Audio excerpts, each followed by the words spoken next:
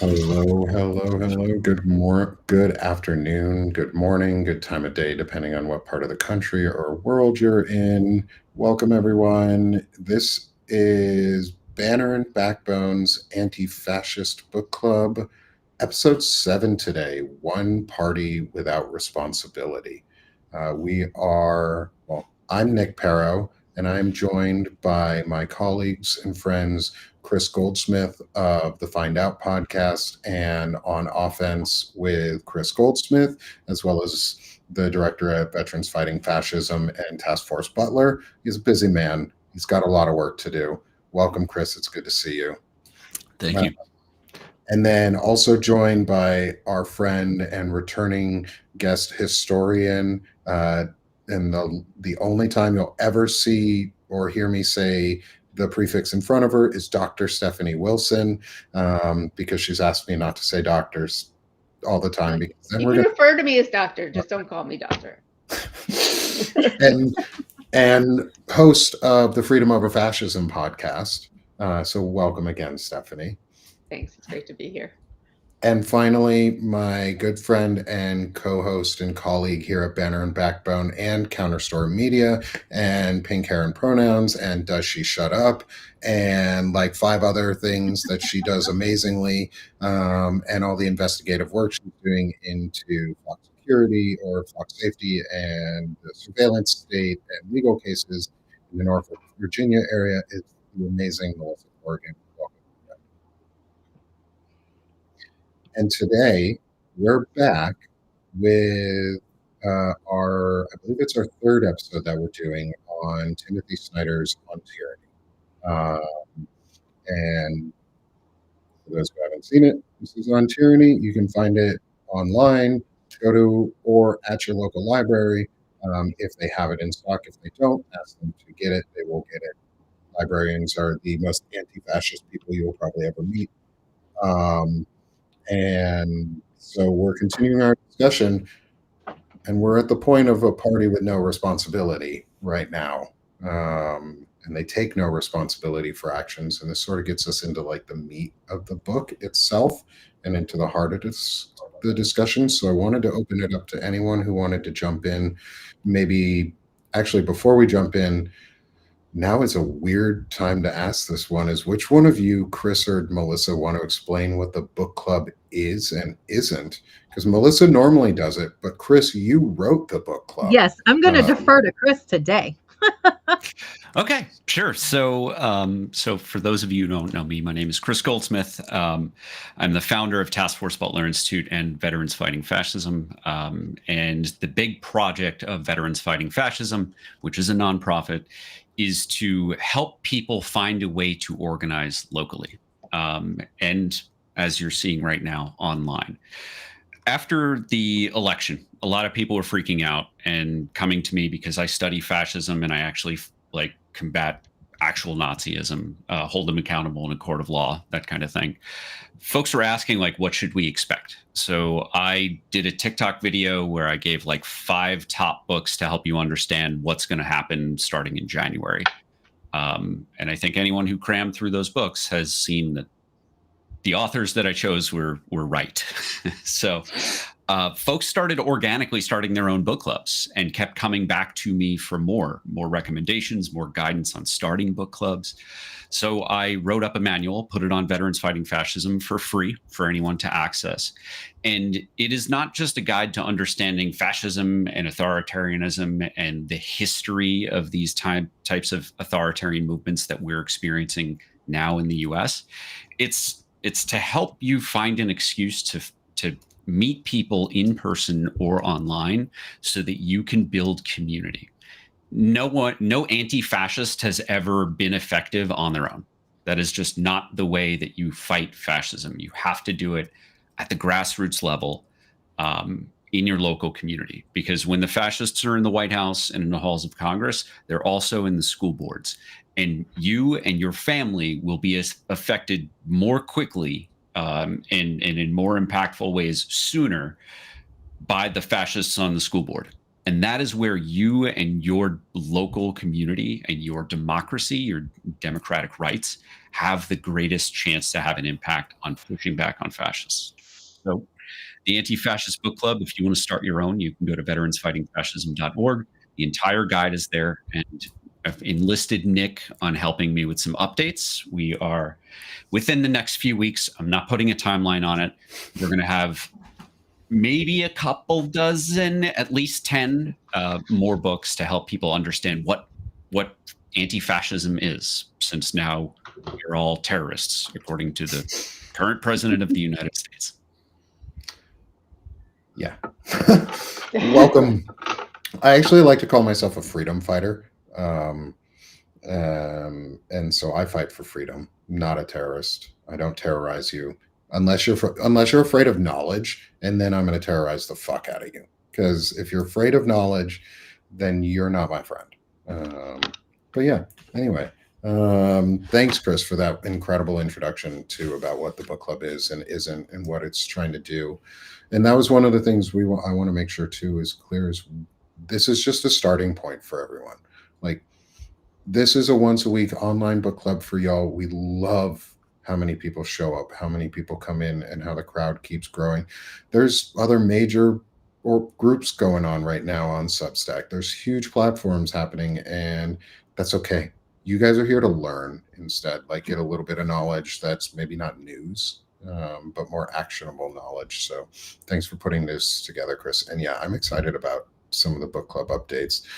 I'm looking into some stuff, and yeah, there's some interesting what is Antifa compared to what actually anti-fascism really is.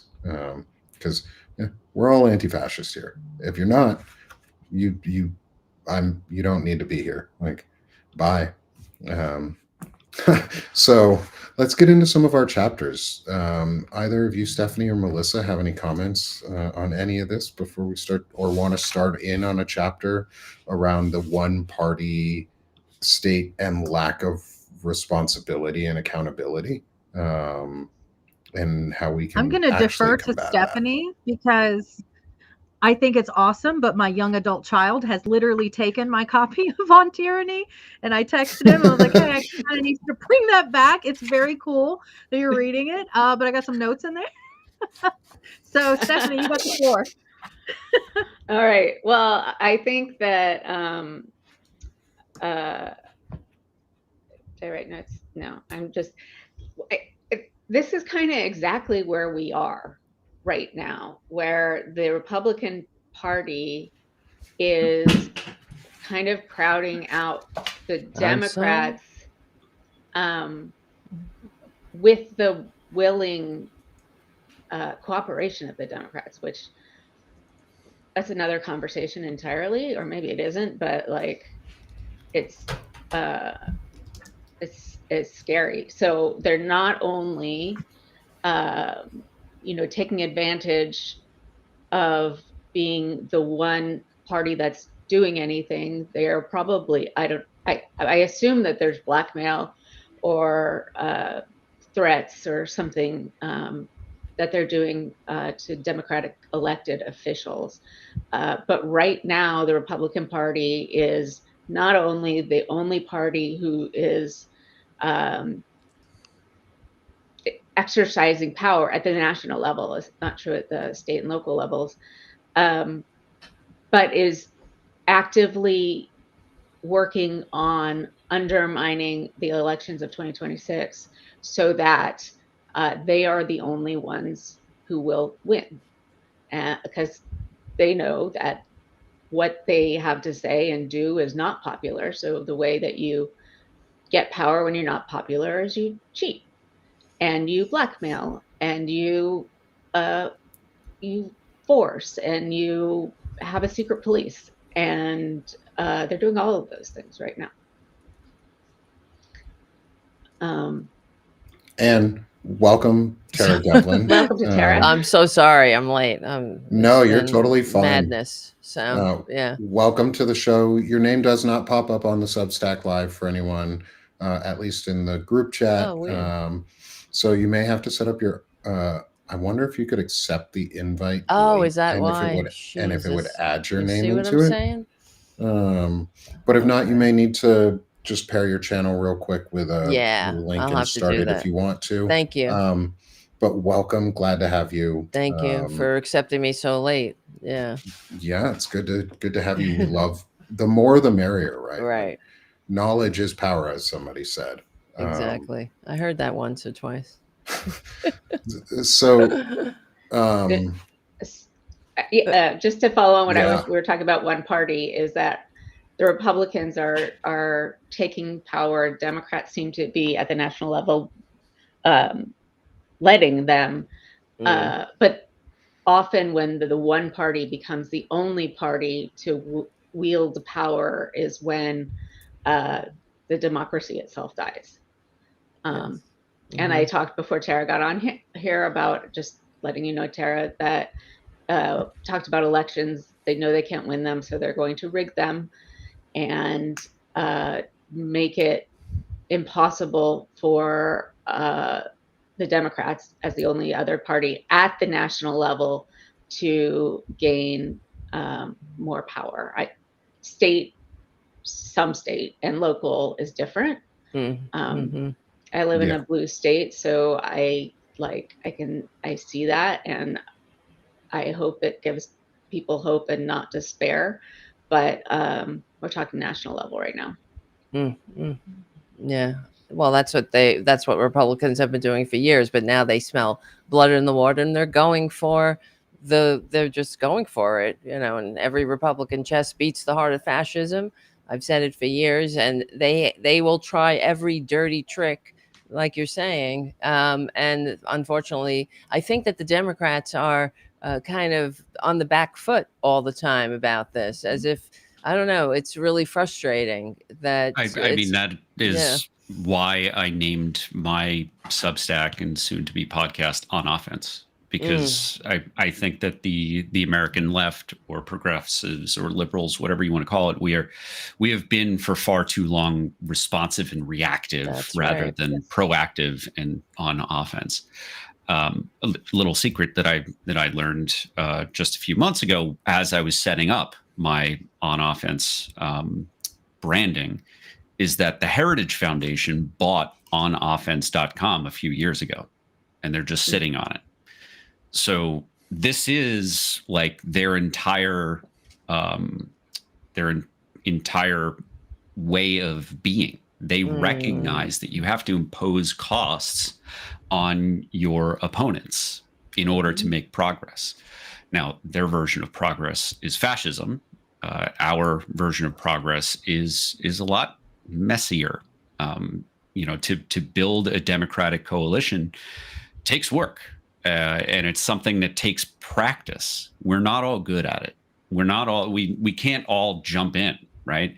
The No Kings protest, we saw 7 million Americans by, I think, the most reputable estimates. 7 million Americans hit the streets, and so many people who are involved want to know, hey, what do I do next? What do I do next?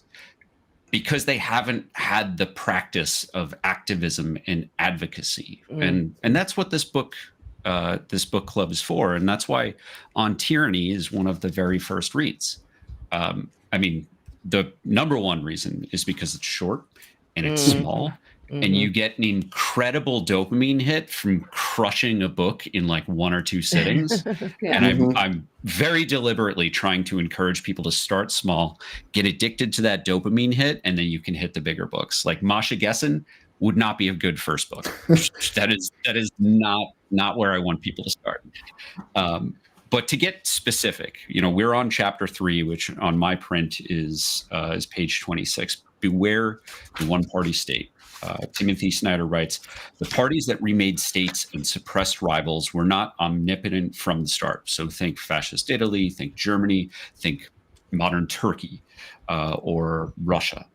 They exploited a historic moment to make political life impossible for their opponents. So support a multi-state or a multi-party system and defend the rules of democratic elections. Vote in local and state elections while you can, and consider running for office. I think that for me, I am a millennial. I was born in 85. right?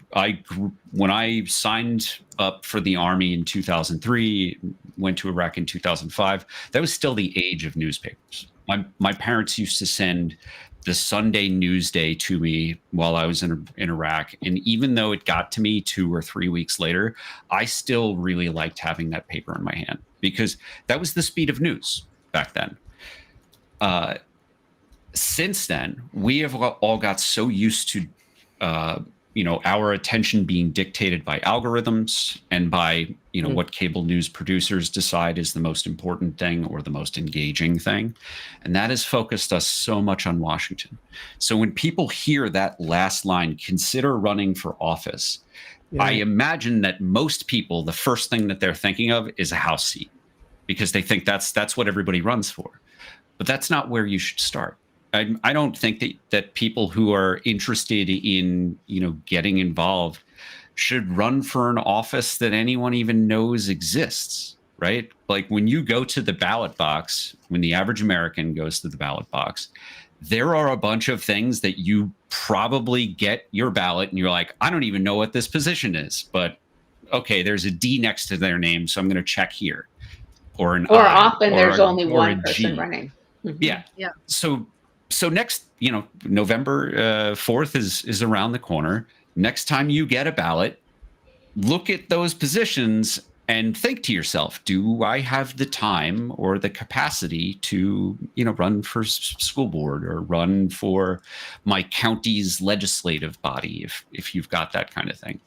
These are often not full-time positions. They are, I think, designed so that retired people, are probably best suited because you may have an income that can support your public work. So, for folks who've retired and, went out and saw this crowd of 7 million people across the United States, like if you want to know what's next, you're what's next. Like, go look at that ballot. Find someone who's running unopposed, who is, going to enact policies that you believe are harmful, and run against them. Join your local party infrastructure and get involved. You simply showing up is like all you need to get started. Like physically being present at a local party meeting at the county level or whatever. When you show up, everyone there, and there's probably going to be like a few people there, they're going to be psyched because so few people actually have gotten off the sidelines and taken that step. Protesting is useful. It does serve a purpose, but power can only be achieved through democracy. And that is what I want to encourage people to really seriously consider if they have the time and the resources to run a local campaign. And if they don't, one of my colleagues in Indiana is working on a series. A lot of people don't know how to run for office, all the steps you need to, the pragmatic steps. Where do you file? When do you file? How do you report? Blah, blah, blah. And she's working on a podcast series, which is going to drop next week. But there are resources. There are training and learning resources. And there are groups that support down ballot races in a whole bunch of different states. So you don't need a huge amount of money to run locally. A friend of mine ran for school committee here in Massachusetts, didn't win the first time, tried it again 6 months and won that time. So like, keep trying. You may not win the first time. You may not win the second time, but just being on that ballot, and particularly in red states or red areas where Republicans run opposed all the time, just being on that ballot, giving people a choice, asking for their vote, which most of them haven't been in years, will make a huge difference. Mm-hmm. I was trying to look up this book when you guys were talking, because I read this book about why our system is so broken, one of the many books. I just I can't find it because I wish I can give it due credit, because it's all about how this system is designed to actually elevate people like Trump because of money in politics, because good people they want to participate in their communities, and then they show up and they find out that they have to spend half or more than the bulk of their time on the phone dialing for dollars and things like that.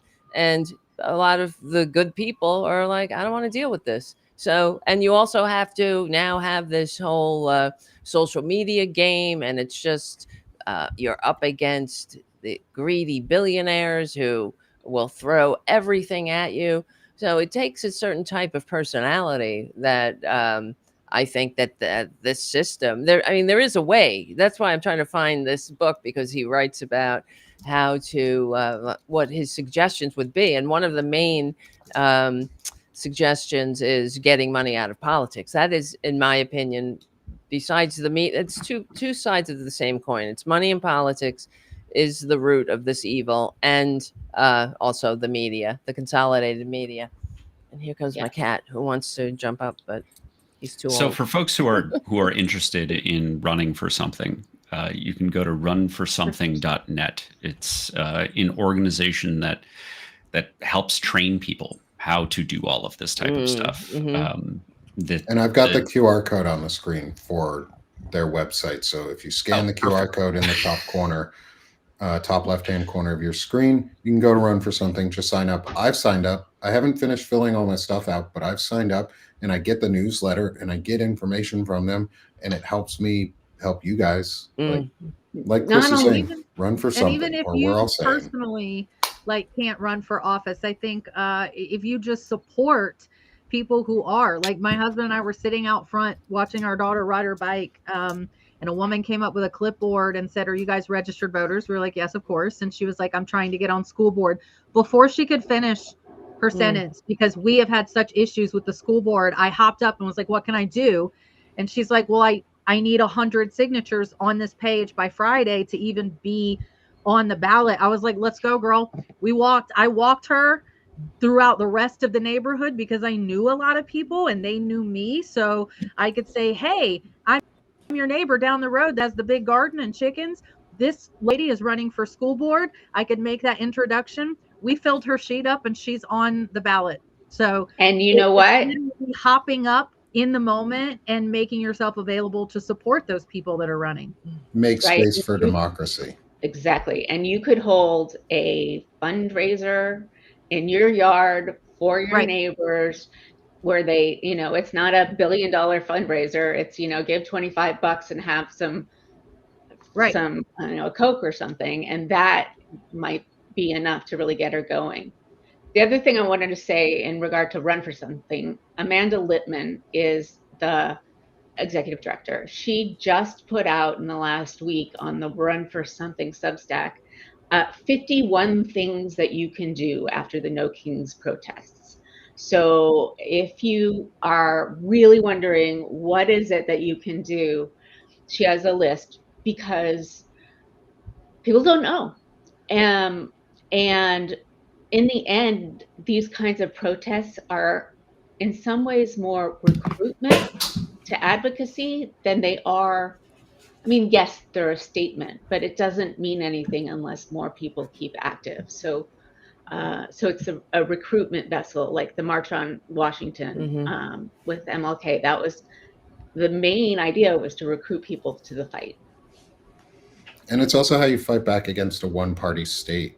Is you always constantly push back with exercising your rights to the peaceful limits and patriotic limits that you're allowed to. Like, the way to fight back a one-party state is to not obey authoritarians. Olga Lautman says it really, really well. She says, instead of "do not obey in advance," just do not obey. You don't obey authoritarians, because they are always going to there's no red line with them. They do things blatantly, and because we live in a one-party state right now that has shut down the government to protect pedophiles and Yep. prevent the release of the Epstein files, their number one priority is tearing down the White House and building a ballroom. That's Yeah. the number one priority. They told us that. That's what a one-party state does. Yep. It doesn't give a shit about us.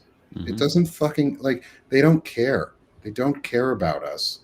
And that's really the problem, is they're trying to crush us under a boot and then get mad when we hold people on our side accountable for Yes. actions. And Chris, you guys yesterday on Find Out on the podcast brought up a somewhat controversial, shouldn't be a controversial statement, but it's gotten to the point where I've been called a racist this morning against white people. Oh, I love that.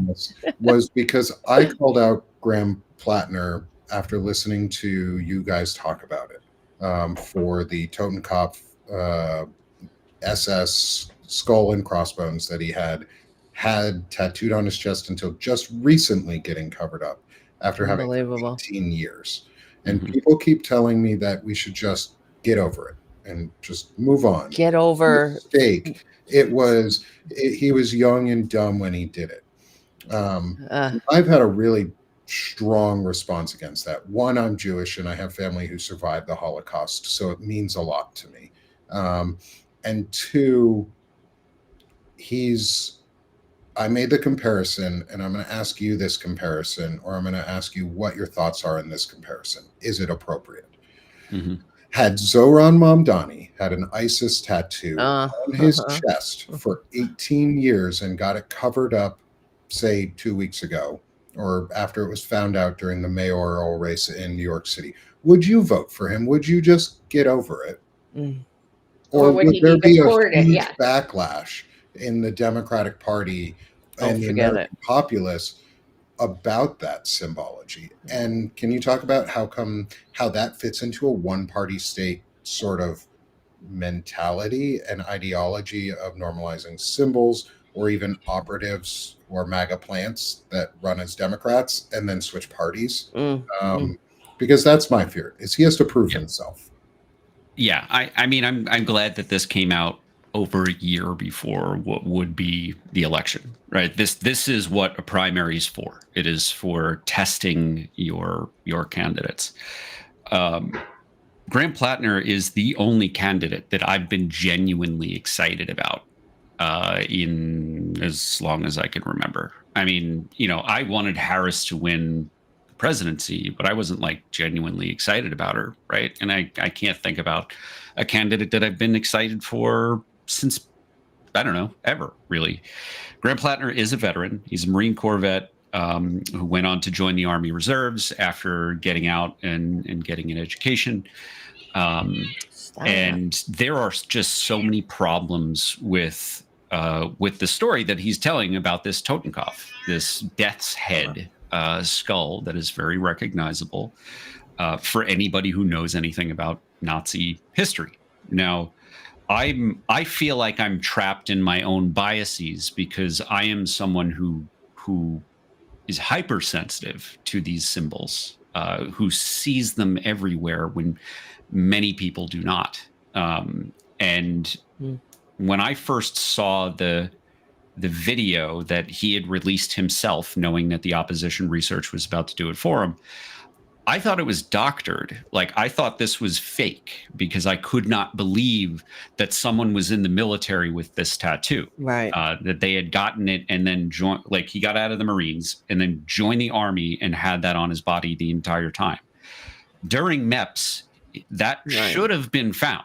Yeah, you have to note all your tattoos and what they symbolize. Yeah. You can't have a tattoo that has any kind of racist, Nazi, or white supremacist connection. Which is why Hegseth get kicked out of the reserves at one point or something because of his racist ideology. He was kicked out off of Biden's detail, something like that. Yeah, he was basically not allowed to pull security on January 6th.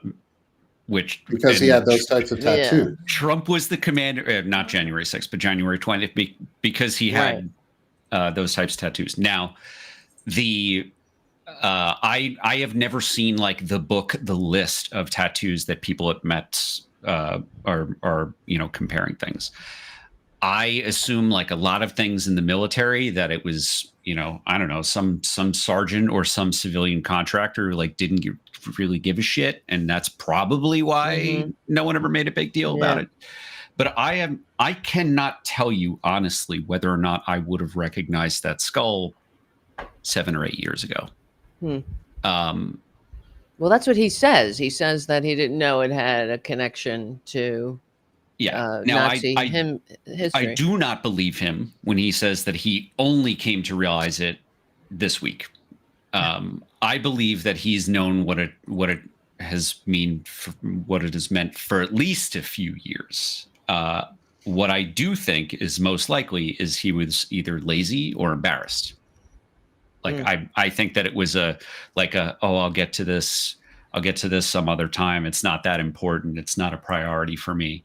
Or he was embarrassed of not wanting to walk into a tattoo shop and say, hey, this is a Nazi tattoo. Can you cover it up? Neither of those are good things for a Senate candidate. But there's one guy whose name I don't even know, who's polling at 1% in the Democratic Party. And then there's Janet Mills, who, as of a couple days ago, is polling at only 25%. I do not want to see a 77-year-old take that seat. I do not want to see Susan Collins take that seat. So the reality that I'm faced with is Graham Plattner is still, I think, the best of what feel like shitty options now. Right. Well, actually, there's the guy who runs Maine Brewing Company. There's a guy. Go ahead.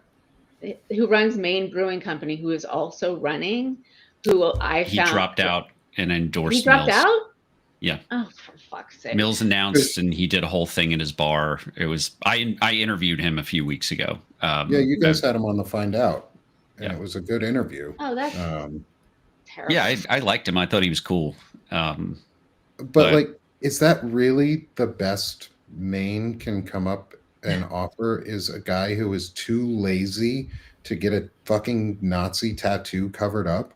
Like, I can't believe that. I can't believe that. In years, he just raised. He said he realized it this week or this year. That's what he's claiming now. Yeah, like it's a little sad. That's a huge lapse in judgment that leads to major mistakes that cost people lives. Right. Like, what else don't you realize? Exactly. It's just. And how are we supposed to hold Nazis accountable for their actions if we vote in someone with a Nazi tattoo on them that claims to have not known it? Like, I don't live in Maine, so I can't. It doesn't, like, it's not my Senate candidate. It will be mine when I move there next year. It's also a representation of the Democratic Party as a whole. Yes. And are we willing to take at face value this white man's word that he has learned or changed or did it as a mistake? But I know plenty of people who have tattoos. I have tattoos all over my over my upper body. I know exactly what every single one of those tattoos mean. You would think, right? If you're going to put it on your body permanently, forever. That's a permanent choice. There's no accountability. Right here, I got this tattoo around the same time that Graham got his. I got mine in 2008. He got his in 2007.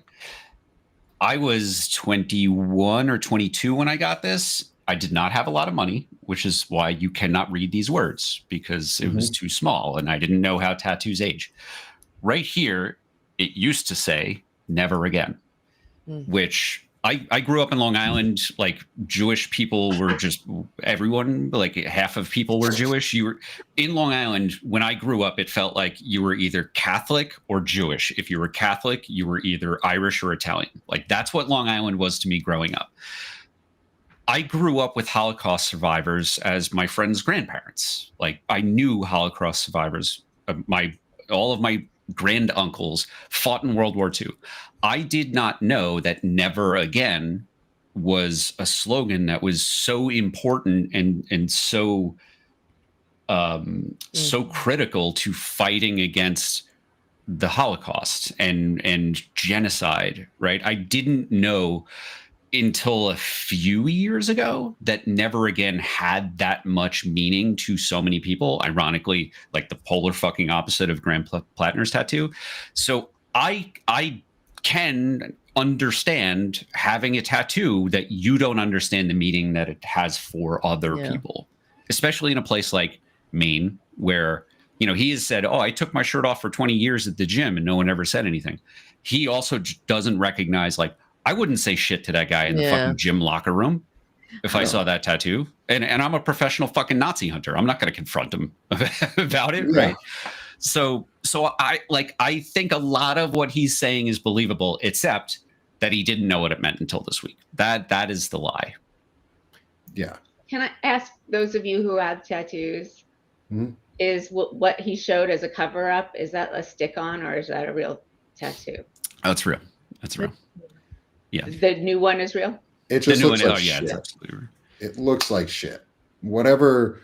Sorry, he did a bad job getting it covered up too. Yeah. Like, it's just a bad cover up tattoo. I mean, I think he should have burned it off his chest. Like, if I had a swastika on my body, I would burn it off. I wouldn't cover it up.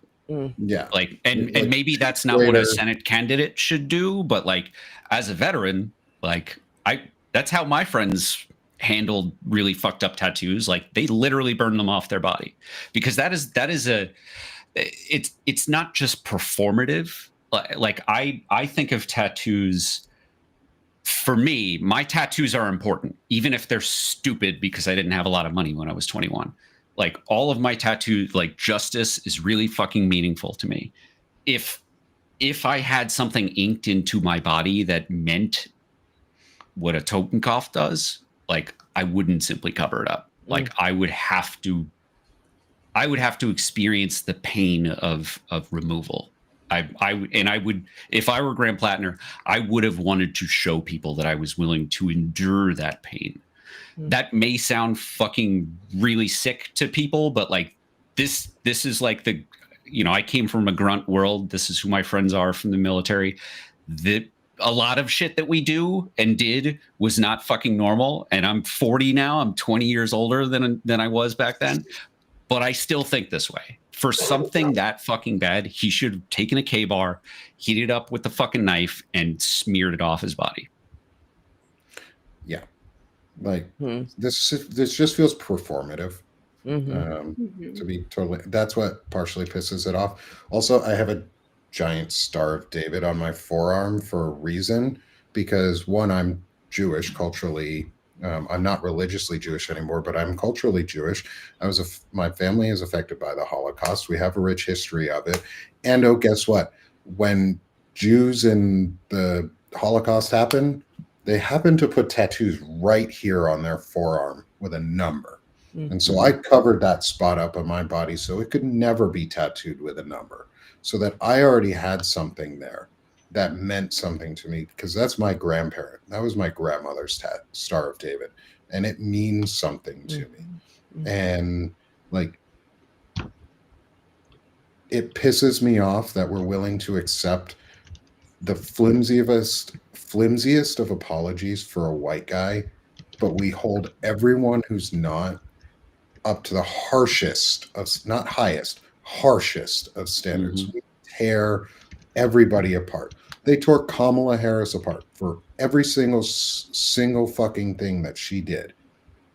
And yet we can't ask why Graham Plattner had a tattoo on his chest for 18 years without being called a racist. Like, I'm not a racist, asshole. Is that what Yeah, that's why they called you racist against racist. white people? Why? I don't get the connection now, because you said that he's, because I was talking about skin. Their excuse was, isn't you mentioning skin racism? You're Jesus. just being racist. I was like, no, skin color and oppression, but there's an oppressive factor of racism. Like, you have to actively be able to oppress people in a way to be racist. But they don't seem to understand that, though, of course. It's hard.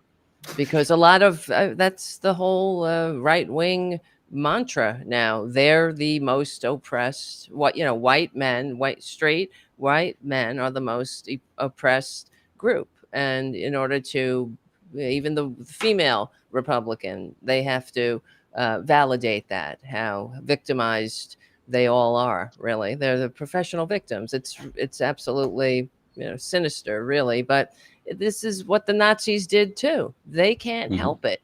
The Nazis, and if you read what was that book, Ordinary Men, another great book, by, now his name is escaping me, but I'm having a trouble with books today, the authors of books today. But he wrote about, it was about this reserve battalion in Poland, that just ordinary men that happened to get the mission to commit genocide against their fellow Poles, and they were doing it according to the orders, but they were doing it to protect protect Germany, to protect Poland.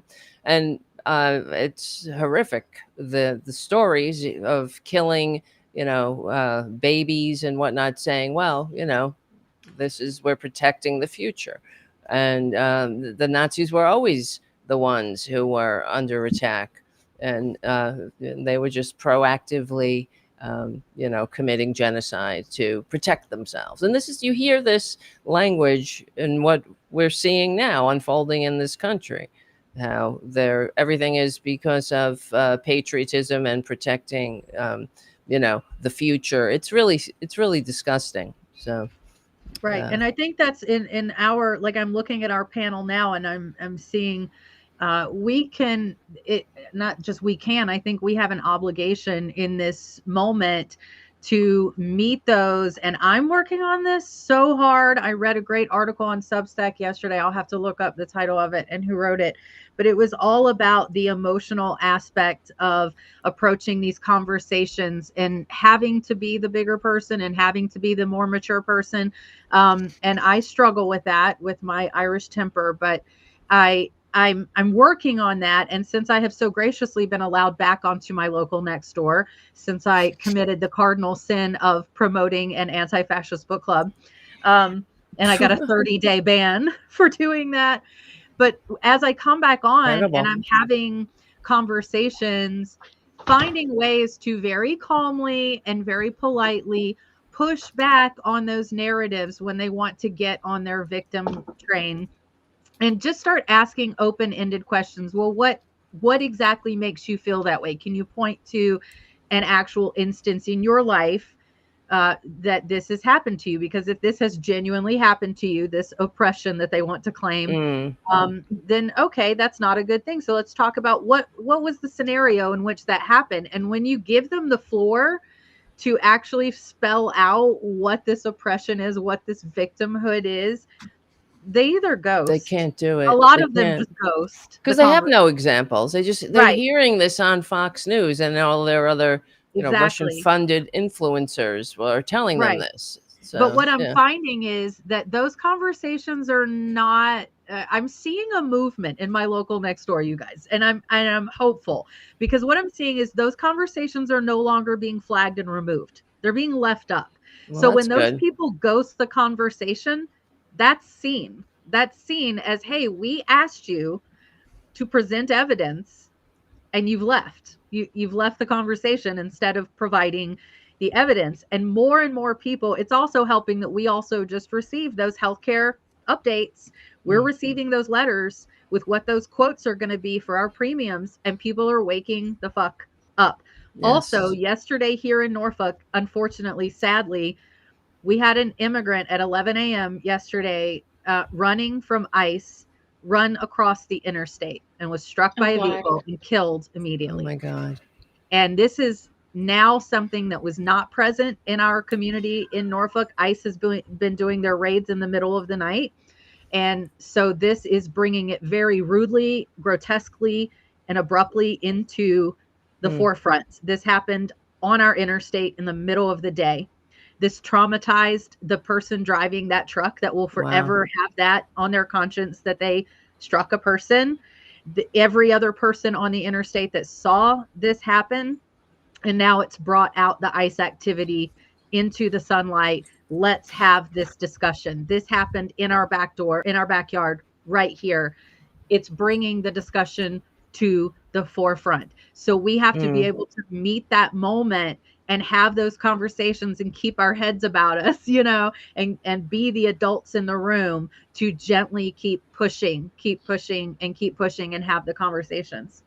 And it's part of what's also laid out in the chapter for that we're focusing on a little bit is the beware the one party state. So chapter 3, for anyone in the audience who might have their book too, is on pages 29 and 30. We talked about it a little bit too, is how local organization, but wealth, money, and how it has fixed our system in this way. And money is a real driver as to why we see things at night on ICE campaigns in redder areas. All the raids are at night when nobody sees them. It's driven by money, and it's driven by the need for this greedy prison system and all of those aspects. But the other piece is the big one is, I'll read most of the ending paragraph that leads into page 30 is, does the history of tyranny apply to the United States? Certainly the early Americans who spoke of eternal vigilance would have thought so. The logic of the system they devised was to mitigate the consequences of our real imperfections, not to celebrate our imaginary perfection. We certainly face, as did the ancient Greeks, the problem of oligarchy, even ever more threatening as globalization increases differences in wealth. The odd American idea that giving money to political campaigns is free speech means that the very rich have far more speech and so in effect far more voting power than other citizens. Absolutely. And this is the problem, right? Yeah. Money and in it's the Citizen politics. United, it's the propaganda that gets to come out because of it, but it's the conundrum of what Melissa, you were doing with your neighbor, is she needed 100 signatures, but the next step is if she is on the ballot, she needs money to run a campaign, because money buys visibility in a capitalistic society where only the ultra wealthy own the tool and mechanisms for distribution and content management. And so we have to pay a lot of money to get in, so they inherently have more power than we do. Right. What do you guys think about that? Well, I think that what we're witnessing with Trump tearing down the White House, part of the White House, without any kind of approval, without congressional approval, without any kind of historical knowledge. He's done this before in New York too. He destroyed the priceless and irreplaceable facades that were on a building that he took over, and that was one of the clauses in the contract that he agreed to was that he was going to remove this facade that was created during the New Deal. And of course, he just destroyed it because that's who he is. And it was like, oh, oopsie doopsie, what are you going to do now? And that's what we're witnessing. But the thing is, the fact that they can do this, that he does this without giving a crap about the fact that people are going to lose their health care, that people are struggling, that they're firing hundreds of thousands of Americans. It just goes to show you that we're at the point where they're not even pretending anymore. They have no fear of the American people. Even that's what's great about No King's Day, but it also makes me concerned of what you were saying, Stephanie, and that it almost seems like they know that the game is rigged and they'll never have to atone for it. They'll never have to account for this. So we won't have anything, but we won't have the power to do anything about it. But the thing is that what gives me hope in general is that the American people we don't have a history of kings. We don't have a history of autocrats as much as the Republicans want to. They're all sending out pictures of Trump in crowns because they think it triggers the libs or whatever. It really just shows who the hell they are, that they hate America. Okay, thank you for the confirmation. We didn't really need it, but here it is. And the the fact is, I don't think the American people are going to stand for it, because even though it might be a delusion that we are living in a democratic republic, we still think that that's where we live, and we're not going to take a king. We're not going to. This is only going to last so long, no matter what. But watching it unfold is certainly disgusting, to say the least. But I think that what we're seeing is that they're not even hiding it anymore. How do you do this? How do you make a ballroom of all things that's going to be bigger than the White House itself? You have and lie about it. The other thing, he said he wouldn't destroy the building at all; it wouldn't be touched, and think that this is cool. I don't know. Yeah, Yeah. that's why I think that people, whether they're running for dog catcher or president, ought to be running on a campaign of justice and accountability. Yes. Like what Trump has done in destroying federal property is a felony. Yes. Doing it, I do not think that the Supreme Court decision that gives the president the right to do whatever the fuck, like, I do not think that construction on the White House necessarily falls in the duties of the president. Right. So I don't think that the existing SCOTUS decision gives him top cover. But regardless of what SCOTUS has already done, like, I think that Democrats, independents, progressives, liberals, whatever people want to call themselves, real Republicans, ought to be running on a campaign of saying that we are going to make sure that the law that was in place is enforced strictly, and we are going to repair the holes that we have seen in the law over the last 10 years. I mean, the emoluments clause that we used to talk about during the first Trump administration, regarding gifts from foreign dignitaries and kings and shit, that seems to be plain language that most people who looked at it, I think, could come to their own conclusions about what constitutes, fucking bribery of the president. Yes, right. And SCOTUS kind of made that go away. Well, and that is a constitution. It's not like just a random law. Like, let's plug the fucking holes. Let's make it so that it is crystal clear that an authoritarian cannot personally enrich himself. Right. He cannot destroy Americans' property. Right. And that he cannot, lead through a campaign of corruption and intimidation. And we all have to be eyewitnesses to this. I think this is so important in documentation, and being vocal. In the reading, it says the hero of a David Lodge novel says, "You don't know when you make love for the last time that you are making love for the last time." And for parents, something that we hear all the time is, you never know when the last time you're going to pick up your child and carry them. You never know, because one day they're too big and you can't do it and your back hurts. And that's it. You don't pick up your child anymore. And it's not as much about guilting as about pay attention to the moment you're in and be present in that moment. And so in that vein, I was reading an article yesterday about the bombing of Guernica. I'm not sure if I'm pronouncing that right. I'm sorry? Guernica. The bombing of Guernica is where Spain bombed their own citizens, and didn't just do that. They invited the Nazis to come practice on their own citizens as well.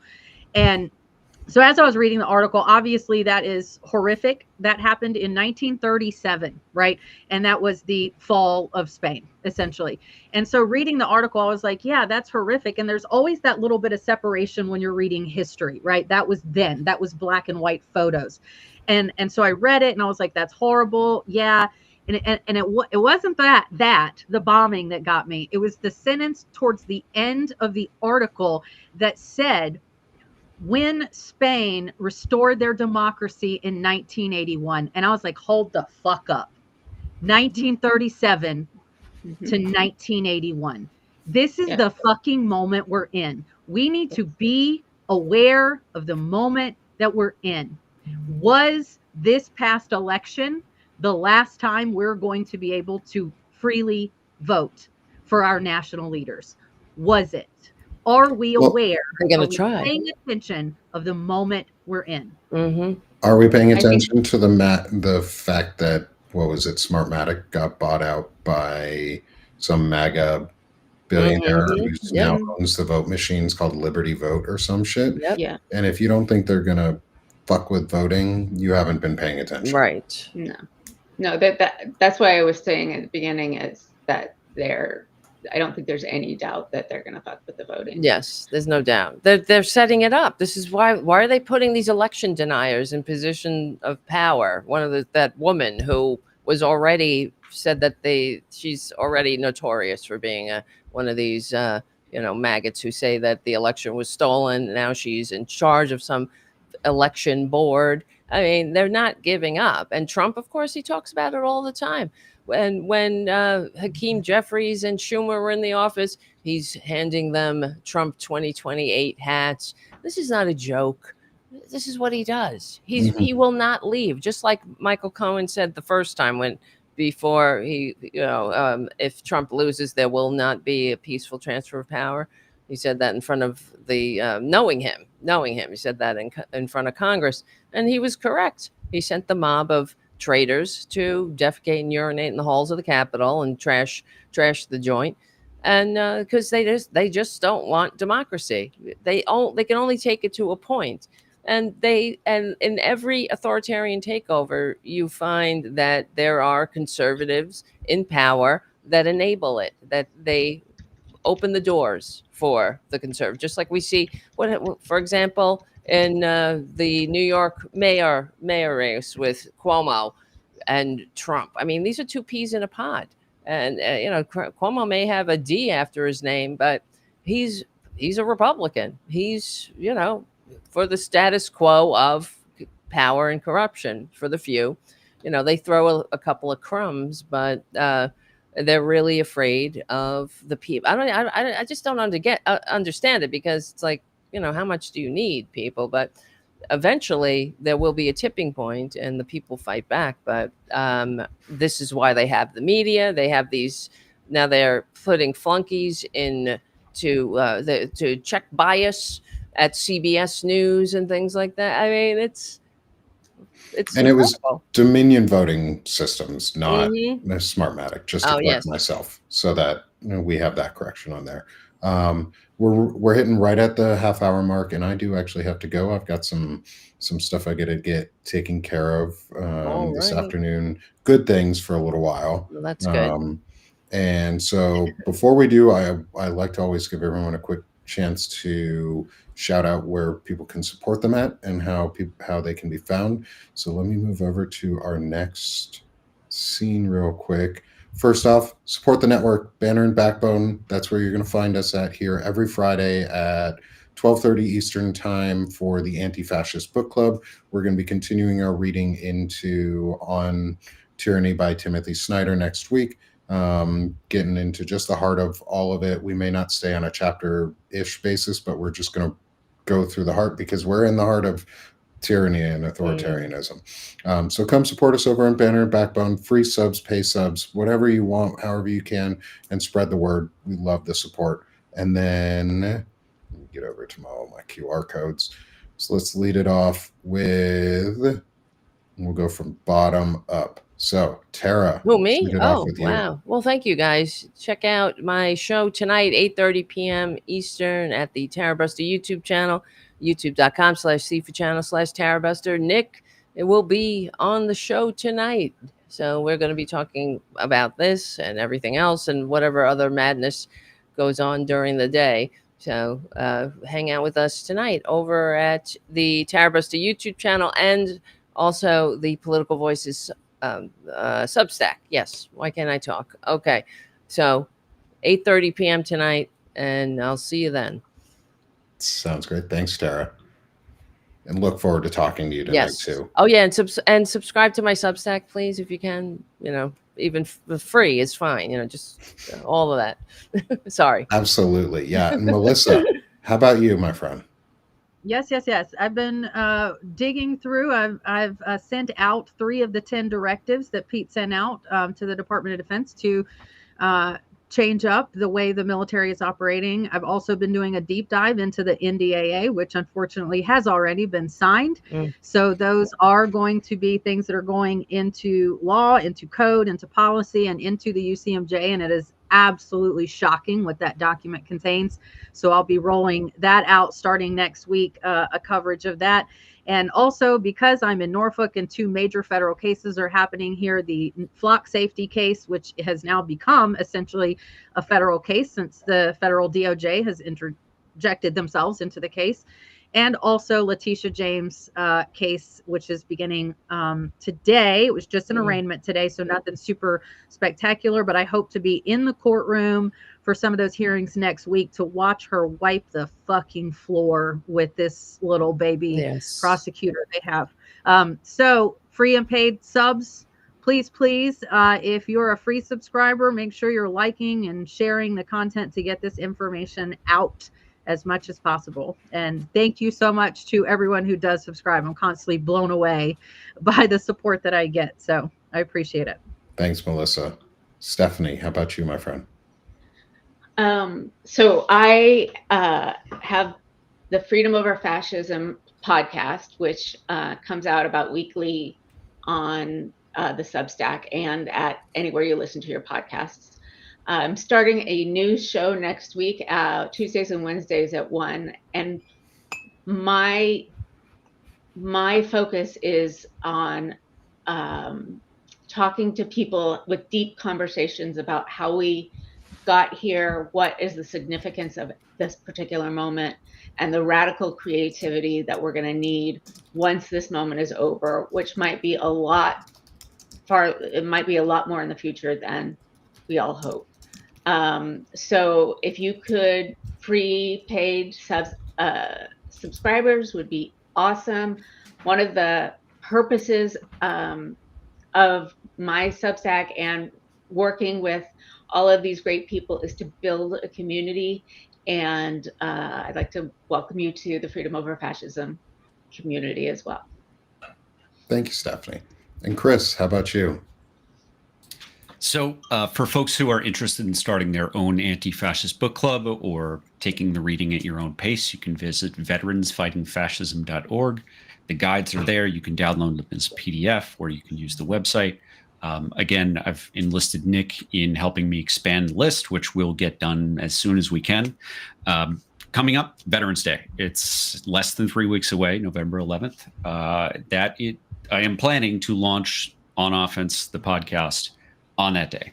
I'll try and do like multi-streaming platform or something like that, but who knows?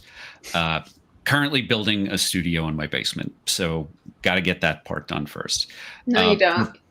For folks who want to see some more of my work outside the military, veterans fighting fascism stuff, I am also a co-host of the Find Out podcast, which you can find out at findoutpodcast.com or on Substack. We appreciate your subscriptions. That podcast came from a bunch of dudes who were part of White Dudes for Harris, who had nothing really better to do after November. So we're a little bit, commiserating, a little bit organizing, and I'm not at all the funny one. So I'm the doomer on the podcast. That's my role.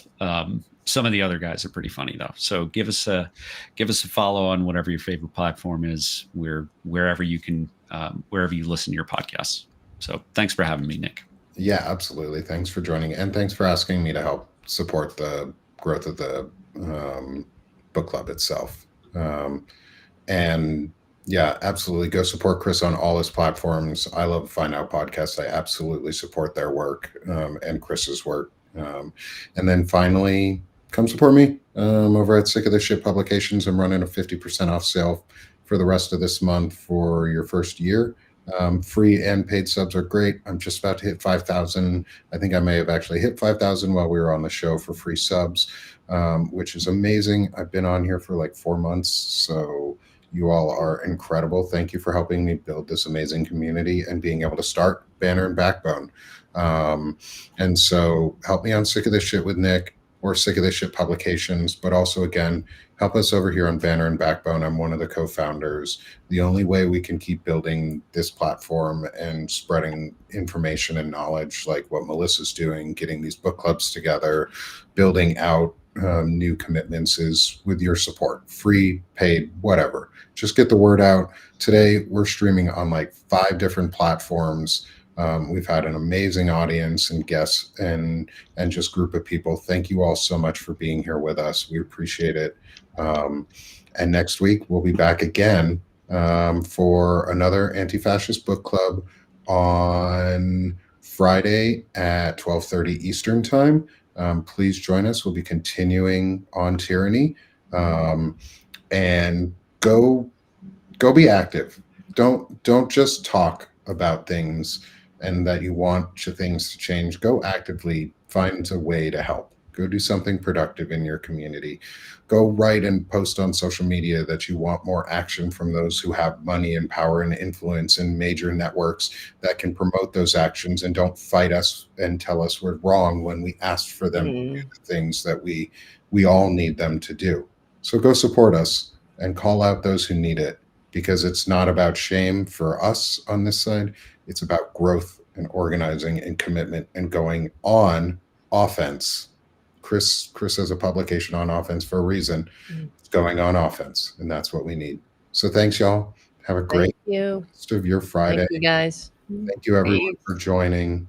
And look forward to seeing y'all next week. Have a great Thank you, day, everyone.